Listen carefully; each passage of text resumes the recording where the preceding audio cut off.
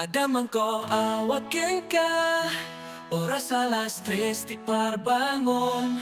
Manod mo sa mitsan-iweng ni ayat. May sa papel na sirayan ta sibay mo. Ako na